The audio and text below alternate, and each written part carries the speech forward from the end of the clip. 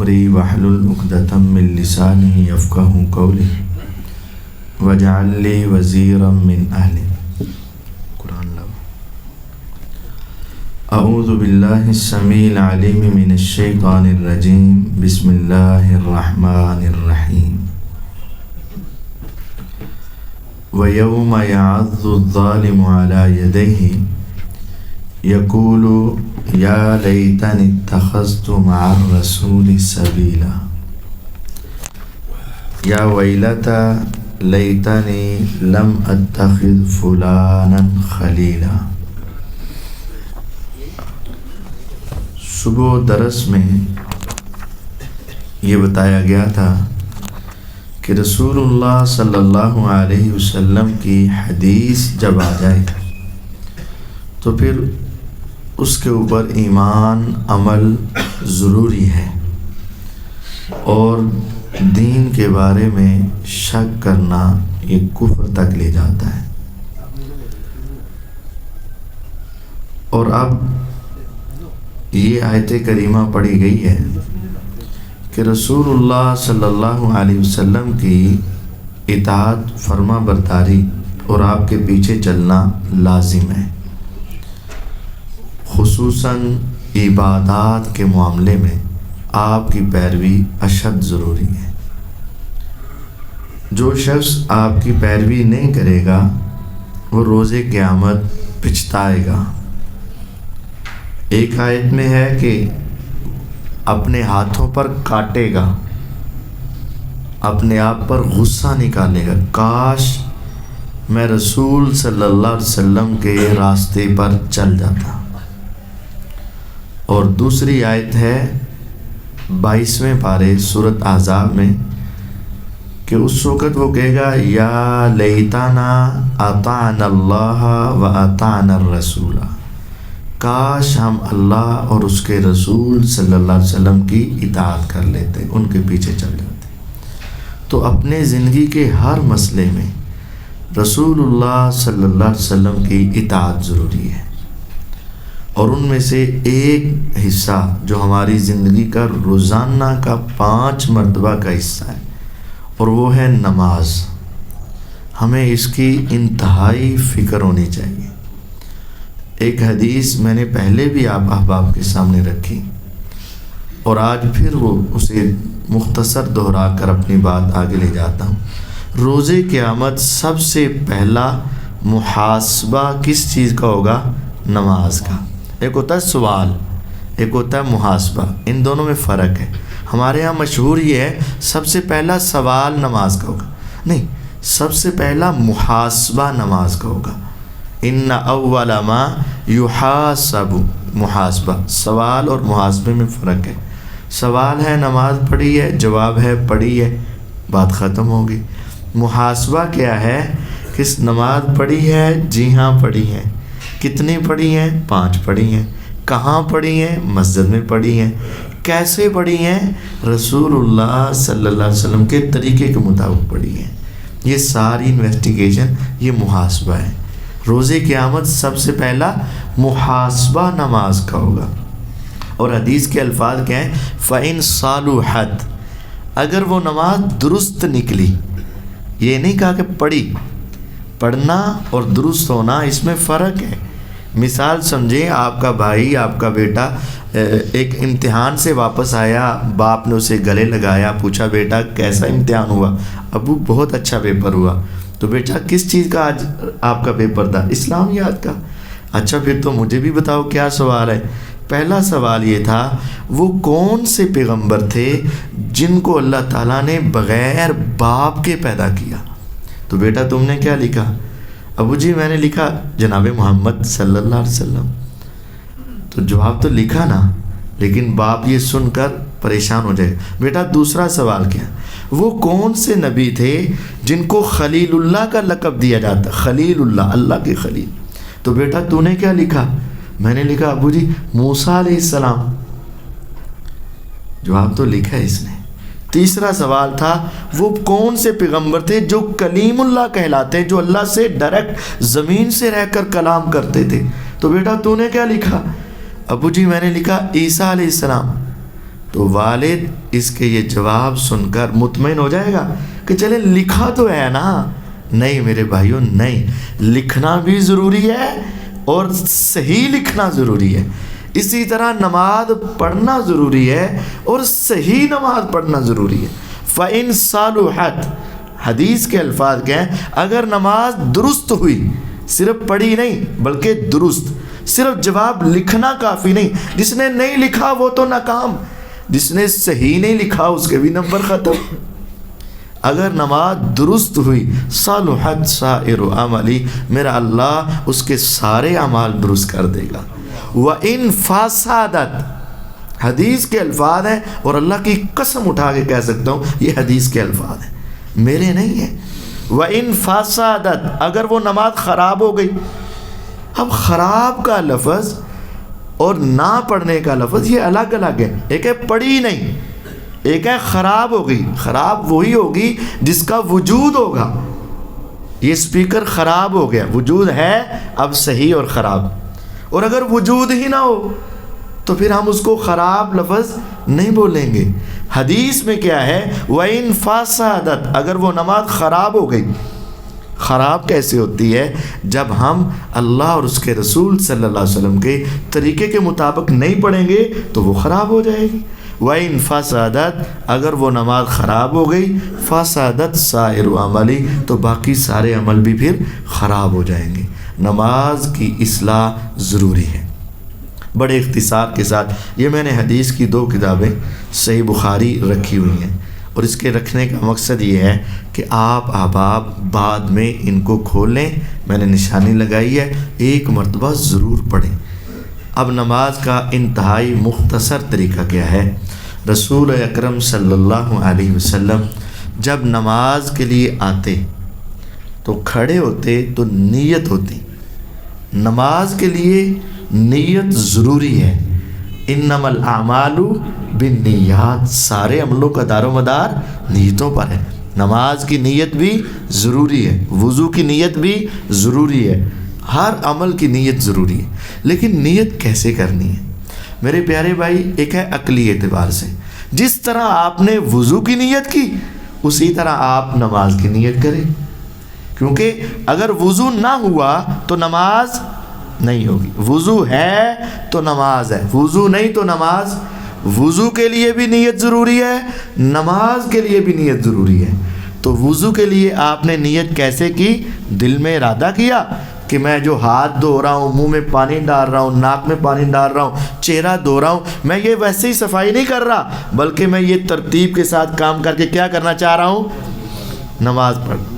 یہ آپ نے وضو کی نیت کہاں کی؟ آپ نے دل کے ارادے میں. تو جس طرح وضو کی نیت کی ہے اسی طرح آ کر نماز کی نیت بھی کرنی ہے. اگر میرے دوست وہ کچھ ایسے اب دوست ہیں جو زبان سے پڑھتے ہیں، میرے پیارے بھائی سیدھی بات ہے، ہر نیکی کے لیے نیت ضروری ہے. تو جب آپ صدقہ کرتے ہیں اس وقت آپ نیت کیسے کرتے ہیں؟ جب آپ زکوٰۃ دیتے ہیں اس وقت آپ نیت کیسے کرتے ہیں؟ جب آپ کوئی بھی نیک عمل کرتے ہیں تو نیت کیسے ہوتی ہے؟ نیت دل کا ارادے کا. اور یہ بات تو میرے دوستوں نے، میرے بھائیوں نے لکھی. فقہ حنفی کے اندر بھی ایک بڑی معتبر کتاب ہے ہدایہ شریف، اس کے اندر بھی لکھی ہے النیت ہی ارادۃ القلب، دل کے ارادے کا نام نیت ہے. ہم بس اوقات کسی سے غصے ہوتے ہیں تو لڑائی کی نیت سے جاتے ہیں کہ نا میں آیا تو بڑی غلط نیت نہ سی، بہرحال آگے تمہیں دیکھا تو میری نیت بدل گئی.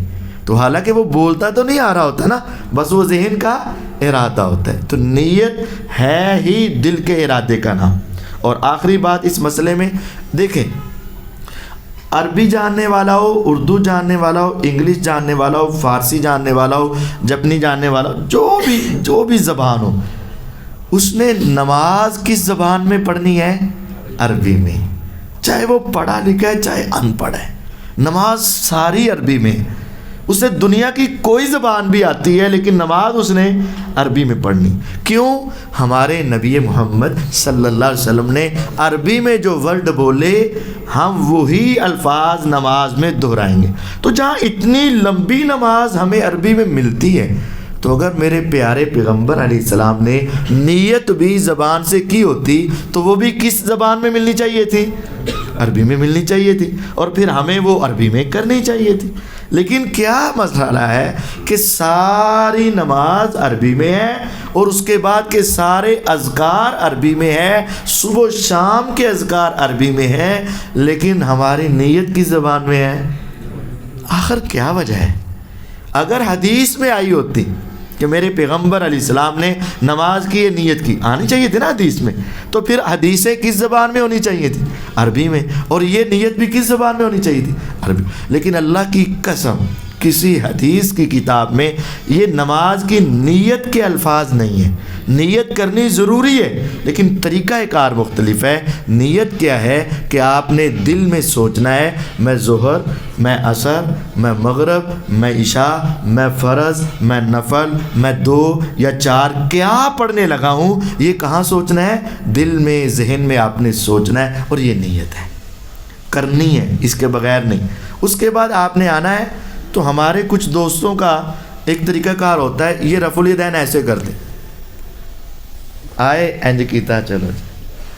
تو یہ شروع میں ہی ہم غلطی کا شکار ہو گئے، غلط ہے۔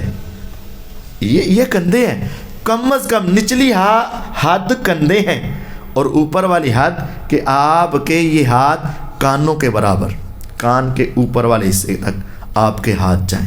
یہ صحیح بخاری اور صحیح مسلم میں دونوں حدیثیں موجود، لیکن کندھوں سے نیچے والی تو کوئی حدیث آج تک میں نے نہیں پڑھی۔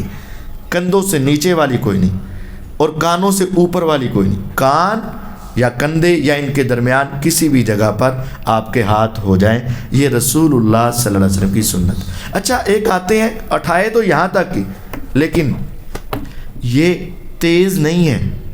حدیث کے الفاظ ہیں، سنن ابی داود میں ہے، 4131 نمبر حدیث ہے، 4131، اور اس میں کیا ہے؟ آپ اپنے ہاتھ کھڑے کرتے اور کچھ دیر تک ٹکاتے، روکتے، یعنی روک کر آپ تصور کریں میں کس کے سامنے کھڑا ہونے لگا ہوں، آپ روکیں چند لمحے، 3 سیکنڈ 4 سیکنڈ، لیکن روکے تو صحیح نا، اور آپ تصور کریں کہ میں اب نماز شروع کرنے لگا ہوں اور اپنے اللہ کے سامنے حاضری دینے لگا۔ یہ تصور کر کے ہاتھ روکنے آئے، اور ایسرا نہیں آئے، آرام کے ساتھ ہاتھ قبلہ رخ کیے اور چند سیکنڈ کے لیے روکے، اور اس کے بعد اپنے ہاتھ باندھے۔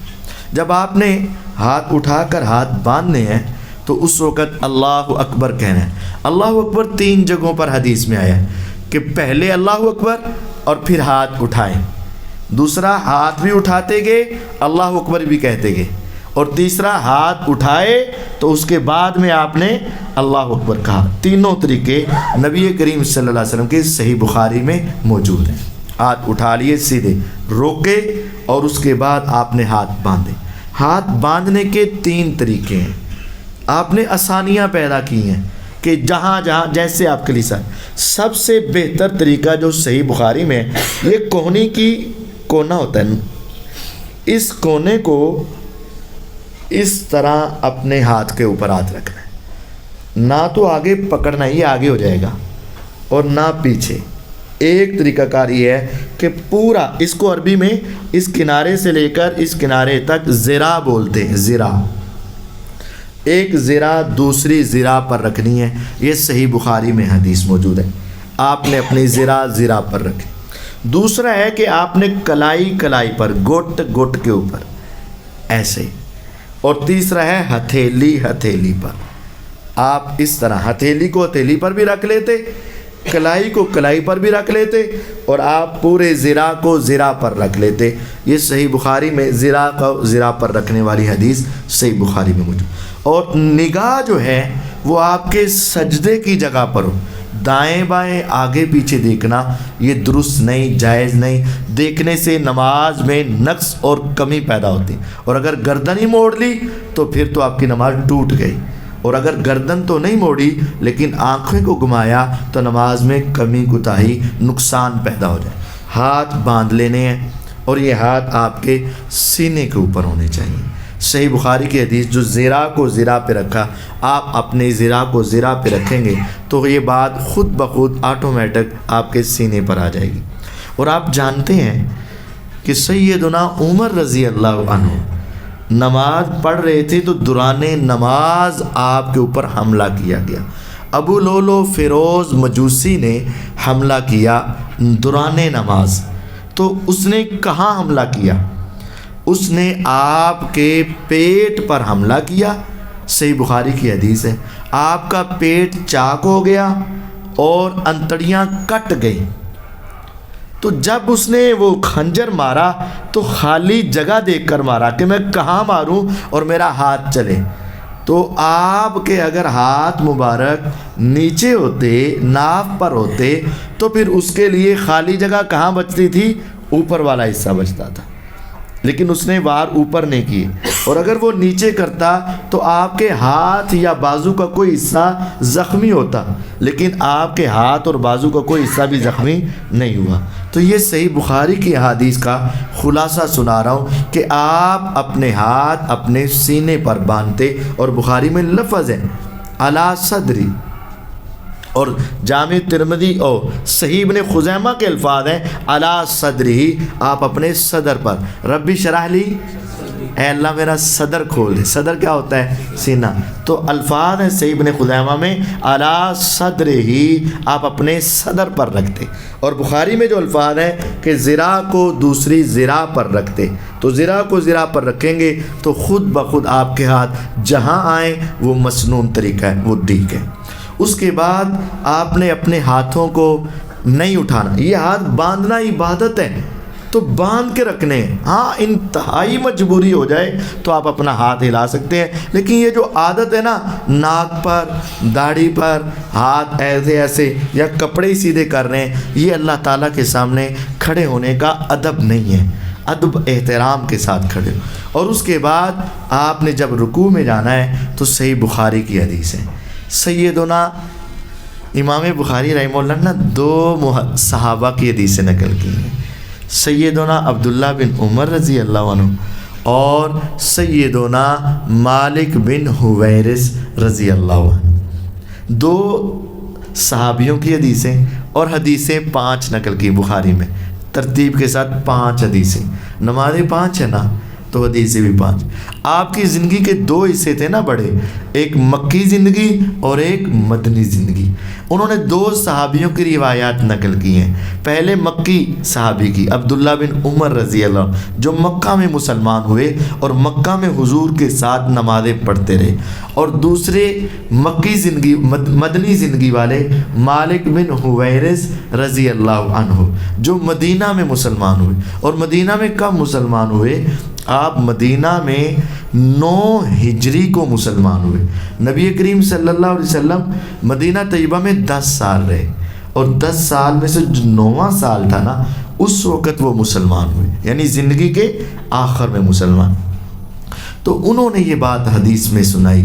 صحیح بخاری میں 744 نمبر حدیث موجود ہے کہ رسول اللہ صلی اللہ علیہ وسلم کو دونوں صحابی بتاتے ہیں کہ ہم نے دیکھا جب آپ نماز شروع کرتے تو اپنے ہاتھ اپنے کندھوں یا کانوں تک اٹھاتے، اور جب آپ رکوع میں جاتے تو اپنے ہاتھ دوبارہ اٹھاتے، اور جب آپ رکوع سے اٹھتے تو دوبارہ اللہ کے سامنے اپنے آپ کو سرنڈر کرتے، ہاتھ اٹھاتے۔ جب آپ 3 رکعت پڑھ کر اٹھتے، 2 رکعت پڑھ کر اٹھتے، تیسری کے شروع میں بھی آپ اپنے ہاتھوں کو اٹھاتے۔ یہ صحیح بخاری میں 5 مرتبہ حدیث آئی، اور اس کا ثواب کیا ہے؟ اس کا ثواب یہ ہے، 1 مرتبہ جب انسان ہاتھ اٹھاتا ہے نا تو اللہ تعالیٰ اسے 1 انگلی کے بدلے 1 نیکی عطا کرتے ہیں، اور 1 مرتبہ رفع الیدین کرنے سے 10 نیکیاں مل جاتی۔ یہ حدیث ہے سیدنا عقبہ بن عامر رضی اللہ عنہ کی۔ تو جب آپ 4 رکعت پڑھیں گے تو آپ اگر کر رہے ہیں رفع الیدین تو آپ کو 1000 نیکی کا اضافہ مل جائے گا، اور اگر آپ نہیں کریں گے تو 1000 نیکی کا آپ کا نقصان ہو جائے گا 4 رکعت میں۔ 1000 تو بنتی نہیں ہے، 100 نہیں 1000۔ میں بتاتا ہوں، من جاء بالحسنہ فَلَهُ أَشْرُ أَمْثَالِهَا۔ یہ اللہ تعالیٰ کا وعدہ ہے، تم ہماری بتائی ہوئی ایک نیکی کرو گے تو ہم تمہیں اس سے 10 گنا عطا کریں گے۔ تو آپ کے اعتبار سے بنی 100 نیکیاں، کیونکہ ایک مرتبہ سے 10 ہیں، تو وہ آپ کی 100 ہوئی، تو اللہ تعالیٰ آپ کی ایک نیکی کو کتنا بنائے گا؟ تو پھر ایک نماز میں کتنی ہوگی آپ کی؟ 1000 نیکی آپ کی ایک نماز میں ہو جائے گی، فرض میں۔ ابھی سنتے اس سے الگ ہیں، اور ایک نماز ہے، اور جب آپ 5 نمازوں کو ملائیں گے اور سنتیں بھی ادا کریں گے تو پھر آپ کی 10,000 کے قریب آپ کی یہ نیکیاں بن سکتی ہیں۔ آپ کی روزانہ کی اتنی نیکیاں مفت میں ہیں، اور روز قیامت ایک ایک نیکی پر انسان جنت جہنم کے فیصلے دیکھے گا۔ جنت اور جہنم کے درمیان ایک جگہ ہے اعراف، 8ویں پارے میں اس کا ذکر ہے۔ یہاں وہ لوگ ہوں گے جن کی نیکیاں اور گناہ برابر ہیں، اگر ایک نیکی زیادہ ہو جاتی تو ادھر جنت میں آ جاتا، اگر ایک نیکی بھی کم ہو جاتی جہنم میں آ جاتا۔ یہ درمیان میں کھڑے ہیں جن کے دونوں چیزیں برابر ہیں، تو اگر آپ بالآخر اللہ تعالیٰ ان کو پھر جنت دے ہی دیں گے، اللہ کی رحمت زیادہ ہوتی ہے۔ لیکن اگر آپ چاہتے ہیں کہ آپ کی نیکیوں میں اضافہ ہو اور روزانہ ہزاروں نیکیوں میں اضافہ ہو، اور آپ اللہ تعالیٰ کے بتائے ہوئے طریقے اور نبی علیہ السلام کے بتائے ہوئے طریقے کے ساتھ نماز ادا کریں، تو آپ کو رفع الیدین کرنا ہوگا۔ اس کے بعد رکوع میں جائیں۔ رکوع کے اندر ہمارے دوستوں کی بڑی غلطی ہے۔ یہ دیکھیں، یہ انسان سیدھا کھڑا ہے نا، تو یہ اس کی کمر کا اوپر سے برابر ہونا ضروری ہے۔ بعض دوست زیادہ جھک جاتے ہیں، جس طرح یہ آگے کی طرف جھکے، بعض دوست ایسے ذرا اوپر کی طرف رہتے ہیں، تو یہ بھی غلطی۔ یہ آپ کے بازو ہیں، مثلا یہ درمیان میں کر کے برابر کریں، اور آپ کی یہ کمر برابر ہونی چاہیے، آپ کا آگے سے سر بھی برابر ہونا چاہیے، اور آپ کے یہ جو بازو ہیں یہ تنے ہوئے ہونے چاہیے، بازو تنے ہوئے ہو، کمر آپ کی برابر ہو، اس طرح آپ کا سر آگے کی طرف اٹھا بھی نہ ہو اور آگے کی طرف جھکا بھی نہ ہو۔ یہ پریکٹس کریں، اپنے بھائیوں کو دکھائیں، اپنے ساتھ والے کو دکھائیں، اور کہیں یار میں رکوع کرتا ہوں نماز کے بغیر ہی، تو تم میرا رکوع چیک کر کے مجھے بتاؤ، جو اس میں کمی کوتاہی ہے اسے درست کرو۔ کمر کے اندر اپنی رکوع کے اندر اپنی کمر کو سیدھا کرنا ضروری ہے۔ سنن ابی داود کی حدیث ہے، اللہ تعالیٰ کے نبی علیہ السلام نے فرمایا، اس آدمی کی نماز اللہ قبول نہیں کرتا جو رکوع اور سجدے میں اپنی کمر سیدھی نہیں کرتا۔ لا تجزئ صلاۃ لا یقیم صلبہ فی الرکوع والسجود، جو بندہ رکوع سجدے میں اپنی کمر سیدھی نہیں کرتا، اس کی نماز اس کے کام آتی نہیں ہے۔ اپنا رکوع سیدھا کریں۔ اب رکوع کے دوران آپ نے اپنی نظر کہاں رکھنی ہے؟ کچھ دوستوں کے ذہن میں ہوتا ہے کہ پاؤں کے درمیان میں نظر رکھنی، تو وہ پاؤں کے درمیان میں نظر کرنا چاہتے ہیں تو ان کا سر آگے سے جھک جاتا ہے، نیچے کی طرف ہو جاتا ہے، دیکھنے کے لیے جھکنا پڑتا ہے آگے، تو وہ غلطی ہو جاتی ہے۔ نہیں، پوری نماز میں اپنی نگاہ، اپنی نظر سجدے کی جگہ پر رکھنی ہے، تو رکوع میں بھی نظر سجدے کی جگہ پر، ہاتھ اس طرح بازو ٹائٹ، اور اپنے ہاتھ اپنے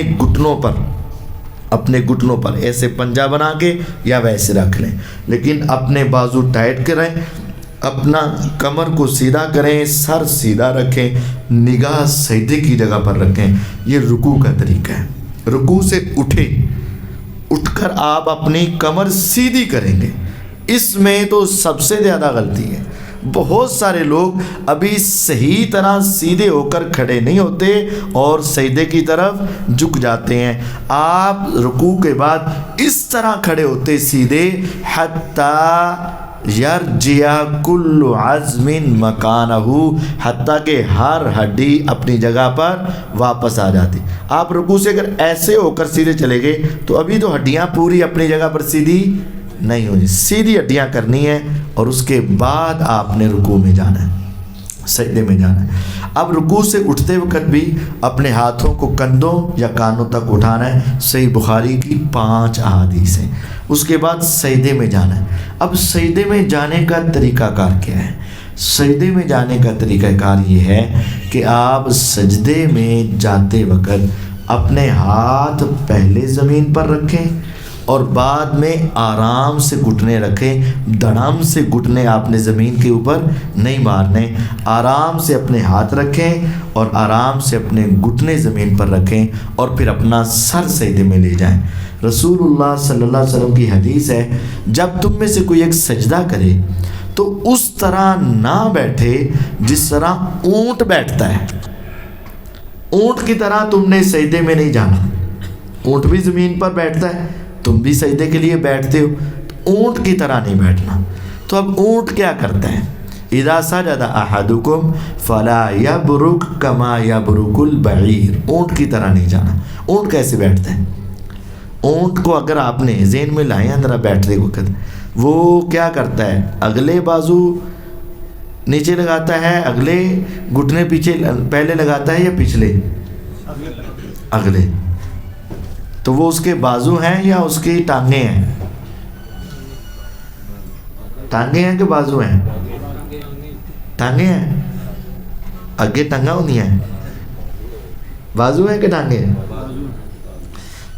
آپ تو پھر ششو پان میں کچھ بازو کہہ رہے ہیں کچھ ٹانگیں. اب میں آپ کو سمجھاتا ہوں. اب دیکھیں, جو ہوتے ہیں نا بازو, وہ جب آپ بینڈ کرتے ہیں تو آگے کی طرف جاتے ہیں کہ پیچھے کی طرف؟ آپ کھڑے ہیں, آپ نے بازو کیے, کدھر جاتے ہیں؟ پیچھے کی طرف. اور جب آپ کھڑے ہو کر اپنے گھٹنے بینڈ کرتے ہیں تو کدھر کی طرف جاتے ہیں؟ آگے کی طرف. جو بازو ہوتے ہیں وہ پیچھے کی طرف جاتے ہیں اور جو گھٹنے ہوتے ہیں وہ آگے کی طرف جاتے ہیں. ایک فرق سمجھ لیں. دوسرا فرق یہ سمجھیں, جو بازو ہے نا, اس کے اندر جو کوہنی ہے نا, کوہنی یہ باریک ہوتی ہے, اس کا نوکدار ہوتی ہے, نوک ہوتی ہے. ہر ایک کی کوہنی میں آخر میں نوک سی بنتی ہے. اور جو گھٹنے ہوتے ہیں وہ موٹے ہوتے ہیں. ایسا ہی ہے نا, گھٹنے موٹے ہوتے ہیں اور کوہنی باریک ہوتی ہے, نوکدار ہوتی ہے. اب آپ اونٹ کو ذہن میں لے کر آئیں. جو وہ آگے والی ٹانگیں ہیں وہ موٹی ہیں کہ باریک؟ اور جو موٹی ہیں آگے والی, اور پیچھے والی جو ہیں, اب اونٹ کو بیٹھا تصور میں کریں, پیچھے والی پیچھے کی طرف جا رہی ہیں اور آگے والی آگے کی طرف. تو اس کے اگلے پاؤں میں گھٹنے ہیں, اگلے گوڈے ہیں. کہنے نا اونٹ کو جب نہر کرنا ہے تو کی بن لو, کی بن لو, گوڈا بن لو. اونٹ ایک ایسا جانور ہے جو دوسرے جانوروں سے مختلف ہے. اونٹ پانی اپنے پیٹ میں کافی دیر تک جمع کر لیتا ہے. کوئی اونٹ ایسا جمع, کوئی اس کے علاوہ جانور جمع. اونٹ کے جو اگلی ٹانگیں ہیں اس کے اندر گھٹنے ہیں اور جو پیچھے ہیں اس کے اندر اس کی کوہنیاں ہیں. تو جس طرح اونٹ اپنے گھٹنے آگے لگاتا ہے اس طرح تم نے اپنے گھٹنے پہلے نہیں لگانے. اونٹ پہلے گھٹنے لگاتا ہے, تم نے پہلے گھٹنے نہیں لگانے. اور یہ حدیث میں آگے واضح الفاظ بھی ہیں, اذا سجد احدکم فلا یبرک کما یبرک البعیر. جب تم میں سے کوئی ایک سجدہ کرے تو اس طرح نہ بیٹھے جس طرح اونٹ بیٹھتا ہے. ولیضع یدیہ قبل رکبتیہ. اس کو چاہیے کہ اپنے ہاتھ پہلے لگائے, اپنے گھٹنے پہلے نہ لگائے, اپنے ہاتھ پہلے لگانے. تو یہ اپنے رکوع میں سجدے میں جاتے وقت اپنے ہاتھ پہلے لگانے ہیں اور گھٹنے بعد میں لگانے ہیں. اس کے بعد سجدے میں 7 چیزیں زمین پر لگنا ضروری ہیں. ایک پیشانی اور ناک, یہ دونوں ایک ہیں. 2 ہاتھ, 2 گھٹنے اور 2 پاؤں. یہ 7 چیزوں کا زمین پر لگے رہنا ضروری ہے. ہم سے غلطی ایک ہوتی ہے کہ ہم سر تو لگا دیتے ہیں, پیشانی تو لگا دیتے ہیں, بس اوقات ناک اٹھا لیتے ہیں. اور بسا اوقات ناک تو لگا ہوتا ہے لیکن عادت یا ویسے ہی سستی کی وجہ سے پیچھے سے پاؤں زمین سے تھوڑا سا اٹھ جاتے ہیں. تو یہ تو سجدہ صحیح نہیں ہے.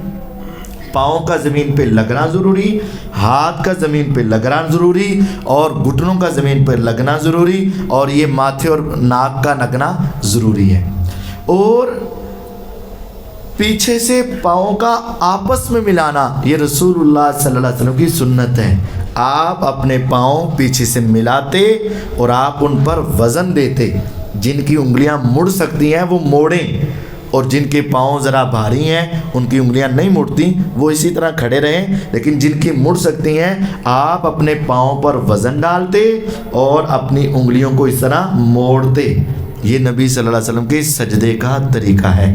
اور آپ کی جو کوہنیاں ہیں وہ آپ کے پیٹ کے ساتھ نہ لگی ہوں، کوہنیاں رانوں کے ساتھ بھی نہ لگی ہوں، اور کوہنیاں زمین کے ساتھ بھی نہ لگی ہوں۔ یہ بڑی باریکیاں ہیں۔ کوہنی پیٹ کے ساتھ نہیں، رانوں کے ساتھ ٹیک نہیں، اور زمین کے اوپر بچھانا بھی نہیں، تھوڑا سا کھول کے رکھنا ہے۔ اکیلے ہوں تو خوب کھولیں، اکیلے ہوں تو خوب کھولیں۔ میرے آقا علیہ الصلوۃ والسلام چونکہ امام ہوتے تھے، اکیلے ہوتے تھے، آپ خوب کھولتے، حتیٰ کہ آپ کے بازو اتنے کھلے ہوتے کہ اگر بکری کا بچہ اس کے اندر سے گزرنا چاہتا تو گزر جاتا، حدیث ہے۔ لیکن جب آپ جماعت کے ساتھ ہیں نا، پھر ساتھ والے کو تنگ نہیں کرنا، پھر آپ نے جتنی جگہ میسر آئے اتنے ہاتھ کھولنے ہیں، ساتھ والے کو زور نہیں لگانا، جگہ نہیں ملنی، اس کا خیال رکھنا ہے۔ اس کے بعد جب سجدے سے سر اٹھانا ہے تو بڑے اطمینان کے ساتھ بیٹھنا ہے، اطمینان کے ساتھ، اور دعا پڑھنی، اور پھر دوسرا سجدہ کرنا ہے تو پھر اس کے بعد بیٹھنا ہے، اور بیٹھ کر پھر آپ نے کھڑے ہونا ہے۔ یہ طریقہ ہے رسول اللہ صلی اللہ علیہ وسلم کی ایک رکعت نماز کا، جو بڑے اختصار کے ساتھ آپ کو سنایا۔ اس طرح آپ نے 4 رکعت ادا کرنی ہے، 3 رکعت ادا کرنی ہے، 2 رکعت ادا کرنی ہے، یا 1 رکعت وتر ادا کرنی ہے۔ یہ ساری نماز اسی طرح پڑھنی ہے۔ اور جب آپ نے تشہد میں بیٹھ جانا ہے، پھر آپ نے اپنے ہاتھ چاہیں تو رانوں پر رکھ لیں، چاہے تو آگے گھٹنوں پر رکھ لیں، دونوں طریقے ثابت ہیں۔ آپ نے اپنے ہاتھ کو 3 طریقوں سے دائیں ہاتھ کو رکھنا ہے، یا تو آپ ساری انگلیاں بند کر کے شہادت کی انگلی نکال کر یہ اس طرح مٹھی بند کر لیں، یہ اس طرح ہوگا، اور آپ نے آہستہ آہستہ اس انگلی کو حرکت دینی۔ دوسرا یہ ہے کہ آپ درمیان والی انگلی اور انگوٹھے کا اس طرح دائرہ بنا لیں اور اس انگلی کو آہستہ آہستہ حرکت دیں۔ تیسرا یہ ہے کہ تینوں انگلیاں بند، اور یہ انگوٹھا شہادت کی انگلی کی جڑ پر، جہاں سے ہتھیلی اور انگلی کا ملاپ ہوتا ہے، وہاں آپ نے رکھنی ہے۔ اور یہ قدرے مشکل کام ہے، یہ ذرا مشکل ہے، آگے نہیں رکھنی، اس طرح بنیاد پر رکھنی، تو یہ ذرا مشکل ہے۔ نبی کریم صلی اللہ علیہ وسلم سے تینوں طریقے ثابت ہیں، لیکن ساری تشہد کے اندر آہستہ آہستہ اس انگلی کو ہلانا ہے۔ جس طرح زبان ہلا کر دعا کر رہے ہو نا، اس طرح یہ انگلی ہلا کر بھی ہم اللہ سے دعا کر رہے ہیں، ہاں جی ہاں جی آمین آمین۔ اور ہمارے کچھ دوست یہ شروع کرتے ہیں اشہد ان لا الہ الا اللہ پر، اور اس کے بعد پھر روک دیتے ہیں، تو یہ تھوڑا کرتے ہیں، ان کو زیادہ کرنا چاہیے۔ تشہد کے شروع سے لے کر تشہد کے آخر تک یہ سلسلہ رسول اللہ صلی اللہ علیہ وسلم کی سنت ہے۔ اس کے بعد دائیں اور بائیں سلام پھیرنا ہے۔ سلام کے وقت ہمارے کچھ تو دوست ہیں جو یہ سمجھتے ہیں کہ اپنا کندھا دیکھنا ضروری ہے، وہ اپنی نگاہ کندھے پہ ڈالیں، تو یہ ایسا نہیں ہے۔ صحابہ کہتے ہیں جب آپ سلام پھیرتے نا تو ہم دائیں طرف سلام پھیرتے تو دائیں والوں کو آپ کا رخسار نظر آتا، بائیں طرف سلام پھیرتے تو بائیں والوں کو آپ کا رخسار نظر آتا۔ تو اگر آپ اپنے کندھے کو دیکھیں گے تو پیچھے والوں کو پھر رخسار نظر نہیں آئے گا۔ اور کچھ دوست ہمارے ہیں وہ ذرا تشہد میں آگے ہو کے نا پوری صف کو دیکھنا شروع کرتے ہیں، آگے ہو کے نا سلام پھیرتے ہیں پوری صف کو دیکھ، وہ بھی دیکھنے کی ضرورت نہیں ہے، سب حاضر ہیں، آپ نے بس اپنا سلام پھیرنا ہے۔ دائیں طرف چہرہ کریں تو آپ کا دائیں طرف سلام، اور بائیں طرف چہرہ کریں تو بائیں طرف سلام۔ اگر آپ نماز سے لیٹ ہو گئے، 1 یا 2 رکعتیں آپ کی رہ گئی، تو ہمارے ہاں یہ بھی دیکھا گیا ہے، ابھی قاری صاحب نے پہلے سلام کا نام ہی لیا نا، السلام علیکم ورحمۃ اللہ، ابھی یہ مکمل بھی نہیں ہوا، تو جس نے اپنی نماز پڑھنی تھی نا اٹھ کر، وہ کھڑا ہو کے اپنی نماز شروع کر دی ہوتی، تو ایسا نہیں کرنا چاہیے. قاری صاحب کو دونوں طرف سلام مکمل کر لینے کے بعد لیٹ آنے والا پھر کھڑا ہوگا اور اپنی نماز کو ادا کرے گا. یہ نماز کا مختصر طریقہ آپ کو سنایا گیا ہے. آپ کو کسی بات کی سمجھ نہ آئی ہو یا کوئی سوال آپ کا رہتا ہو تو آپ کر سکتے ہیں. سبحانک اللہم و بحمدک اشہد ان لا الہ الا انت استغفرک و اتوب الیک. ہے تو سوال کرنے کی ضرورت نہیں ہے.